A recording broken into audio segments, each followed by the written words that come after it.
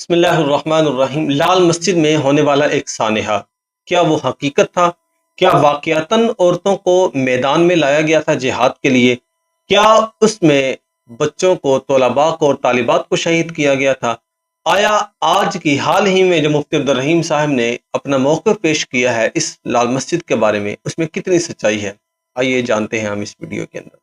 مجھے جب میں نے اس کی بات کی کہ وہاں کوئی بھی طالبہ نہ شہید ہوئی ہے نہ لاپتہ ہوئی ہے، تو مجھے ایک استاد نے کہا کہ ضرب ان میں تو ایک شمارے میں 3,500 طالبات کے لکھا تھا کہ 3,500 طالبات شہید ہوئی ہیں، تو مجھے بڑا اس کا افسوس بھی ہوا۔ آپ اس کی تردید نہیں کر سکتے، آپ تائید کریں گے اس بات کی۔ 2005 کا 8 اکتوبر کا زلزلہ سب کو یاد ہوگا، سب کو یاد ہوگا۔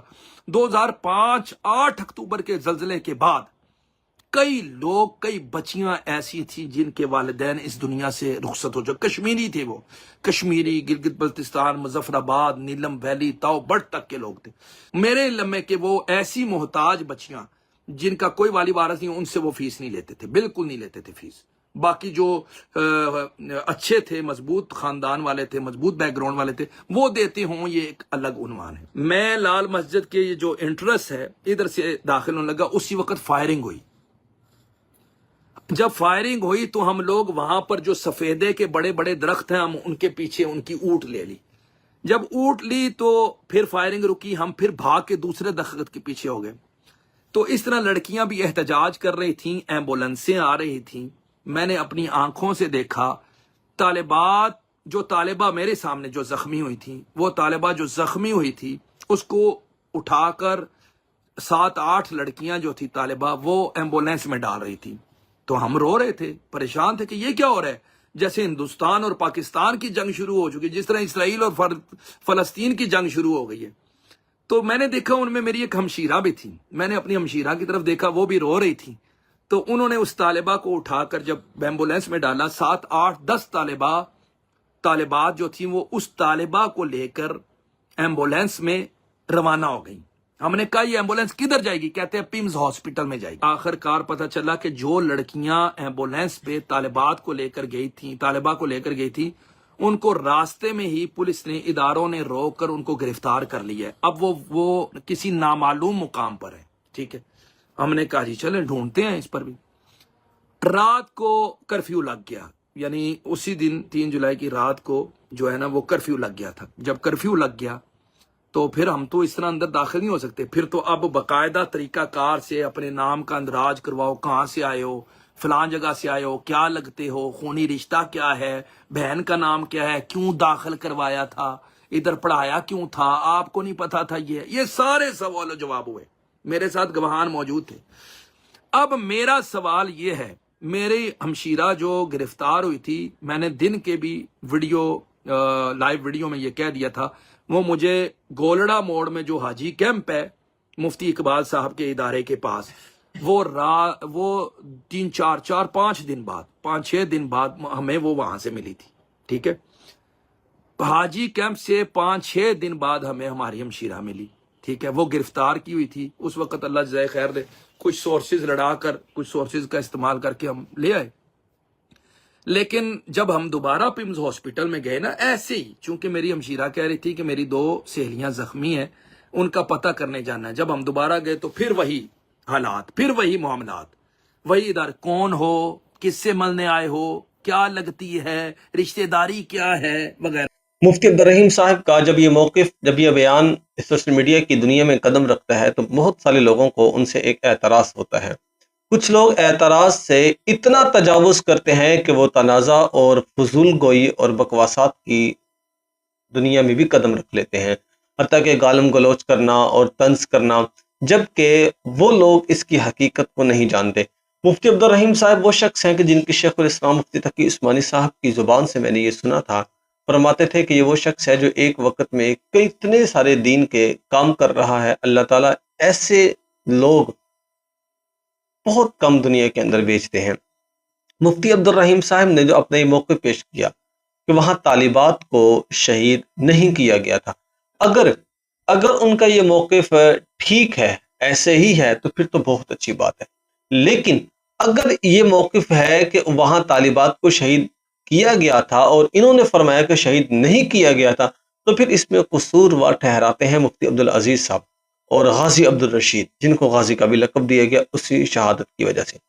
اب دیکھیں، اگر ہم یہ سوال پیدا کرتے ہیں کہ بھئی وہاں طالبات کو شہید کیا گیا، ان کی عزتوں کو پامال کیا گیا، دوپٹے اچھالے گئے، وہاں عورتوں نے اپنا ماتم کیا، اتنے دکھ اور پریشانی والا معاملہ پیش آیا، تو اس میں ہم اس میں ہم الزام کس پر لگاتے ہیں؟ ہم اس کا موقف کس کو ٹھہراتے ہیں؟ مفتی عبدالعزیز صاحب کو اور غازی عبدالرشید صاحب کو۔ کیوں؟ اس لیے کہ انہوں نے کیوں عورتوں کو میدان میں نکلنے کے لیے مجبور کیا، انہوں نے کیوں عورتوں کو مردوں کے مقابلے میں کھڑا کیا، جبکہ اگر اس کو ہم کہیں کہ انہوں نے جہاد کی نیت سے کیا تو عورت پر تو جہاد فرض نہیں ہے، عورت پر تو جہاد واجب نہیں ہے، عورت کے لیے تو یہ جائز نہیں ہے کہ وہ جہاد میں جائے۔ ہاں، کسی کے مرہم پٹی کرنے کے لیے یا کسی کے ساتھ جائے وہ ایک الگ بات ہے، لیکن وہ خود سینہ تان کر مرد کے مقابلے میں جہاد کے لیے کھڑا ہو جانا، اسلام تو اس بات کی اجازت نہیں دیتا عورت کو۔ اگر کوئی شخص کہے کہ نہیں، وہاں عورتوں کو شہید کیا گیا تھا، عورتوں کی عزتوں کو پامال کیا گیا تھا، عورتیں میدان میں نکلی تھی، تو پھر غلط بنتے ہیں مفتی عبدالعزیز صاحب اور غازی عبدالرشید صاحب۔ اگر ہم کہتے ہیں کہ نہیں، وہاں طالبات کو شہید نہیں کیا گیا، ٹھیک ہے، اور ایسے ہی ہے کہ شہید نہیں کیا گیا، لیکن یہ غلط کریں، تو پھر آپ غلط ٹھہرا رہے ہیں مفتی عبدالرحیم صاحب کو۔ اب دونوں شخصیات دنیا میں موجود ہیں، مفتی عبدالعزیز صاحب بھی دنیا میں موجود ہے، مفتی عبدالرحیم صاحب بھی دنیا میں موجود ہے۔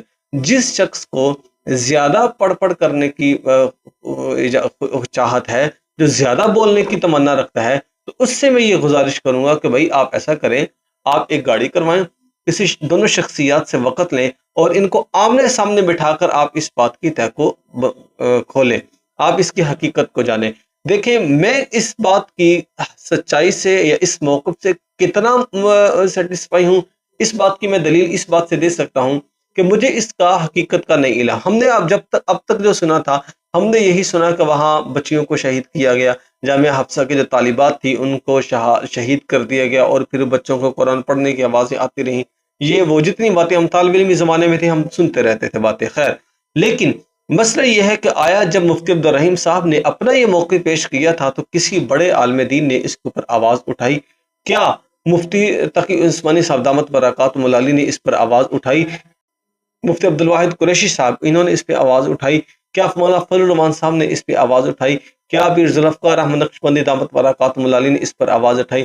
سوال یہ ہے کہ جو اکابرین موجود ہیں، جو بڑے علماء موجود ہیں، کیا ان علماء اکرام نے اس موقف کے اس موضوع کو بسنگ بنیاد رکھتے ہوئے اس کے اوپر آواز اٹھائی کہ یہ مفتی رحیم صاحب نے غلط کیا؟ ہاں، نہیں اٹھائی۔ کیوں نہیں اٹھائی؟ اس لیے نہیں اٹھائی کہ وہ اس حقیقت کو جانتے تھے، لیکن چونکہ لوگوں کے اندر یہ بات مشہور ہو گئی تھی، لوگوں میں یہ بات پھیل گئی تھی، طالبات کو شہید کیا گیا تھا، طالبات کو وہاں عزتوں کو مجروح کیا گیا تھا، انہوں نے خاموشی کا مظاہرہ کیا۔ آج ایک عرصے کے بعد مفتی عبدالرحیم صاحب اگر اس موقف کو کھولتے ہیں تو وہ پتہ نہیں کس وقت سے اس موقف کی جانچ پڑتال میں لگے ہوئے تھے، کب سے یہ سوچ رہے تھے کہ بھئی اس کی اصل میں یہ معاملہ ہوا کیسے۔ دیکھیں، مجھے اور آپ کو صرف اتنا علم ہے کہ وہاں سانحہ ہوا، شہادتیں ہوئیں، لیکن یہ نہیں پتا بچیوں کو شہید کیا گیا، یہ نہیں پتا بچیوں کو میدان میں لایا گیا تھا کہ نہیں لایا گیا، یہ نہیں پتا کہ وہاں وہ کس اعتبار سے کیسے کیا گیا اور ان کا اصل مقصد کیا تھا۔ اس کی حقیقت سے میں اور آپ نہ آشنا ہیں، تو اس کا اصل یہ ہے کہ بھائی جس بات کا ہمیں حقیقی طور پر علم نہیں، ہم اس پہ گفتگو نہ کریں۔ میں نہ تو مفتی عبدالرحیم صاحب کو غلط کہوں گا، نہ مفتی عبدالعزیز صاحب کو غلط کہوں گا۔ کیوں؟ اس لیے کہ جو عوام کے نظر میں دو باتیں چل رہی تھی، میں نے ان دونوں کو آپ کے سامنے رکھ دیا اور پھر ان دونوں کے نقصان بتا دیے کہ اگر ہم شہادتیں کہتے ہیں تو پھر ان کو غلط کہتے ہیں، ٹھیک ہے۔ مفتی عبدالعزیز صاحب ان لوگوں نے کیوں میدان میں عورتوں کو لے کر آئے، لیکن اگر ہم شہادتیں نہیں ہوئی تو پھر آپ ان کو غلط کیوں کہہ رہے ہیں؟ ان دونوں شخصیات دنیا میں موجود ہیں، ان دونوں کو آمنے سامنے بٹھا کر بات کی جا سکتی ہے، اور بے جا الزامات لگانے اور جھوٹے دعوے کرے جانے بغیر تحقیق کے، کفا بالمرء کذبا ان یحدث بکل ما سمع، بغیر تحقیق کے ہوا میں باتیں چھوڑی جانا یہ کذب ہے، بلکہ کذاب انسان کی یہ علامت ہے۔ اللہ رب العزت ہمیں اس کی حقیقت سے واقفیت نصیب فرمائے اور اللہ تعالیٰ میں حق اور سچ بیان کرنے کی توفیق عطا فرمائے۔